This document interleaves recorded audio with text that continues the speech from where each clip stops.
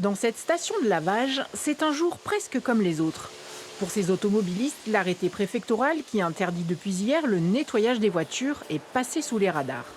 Je pense qu'ils auraient dû l'afficher sur la station. Là, vous découvrez. Ah, je découvre aujourd'hui en arrivant. Et c'est vous qui me l'apprenez. Sur l'exploitation de la famille Mistre, 25 à 30 000 mètres cubes d'eau par an sont nécessaires pour irriguer vignes, blés et céréales. Les horaires d'arrosage sont encadrés par la préfecture, le volume d'eau par le canal de Provence. On a des autorisations de telle période à telle période. On peut arroser, après on ne peut plus arroser. Et là, vous avez reçu? Là, on a reçu, ça fait un mois et demi, 2 mois, je crois. Donc on peut arroser. Et depuis hier, vous n'êtes pas au courant? Depuis? Depuis hier, qu'il y a un arrêté préfectoral? Ah non. Ce matin, ils ont irrigué le Saint-Foin par aspersion en toute bonne foi, une technique pourtant interdite par le préfet. On n'est pas du tout au courant, non.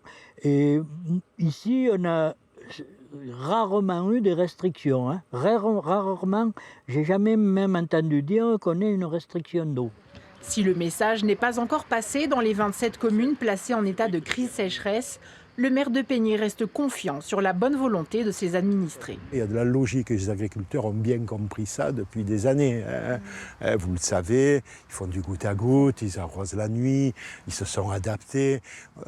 On est résilient, le monde agricole est extrêmement résilient. La situation devrait perdurer. Températures élevées et déficits pluviométriques sont prévus dans les prochaines semaines.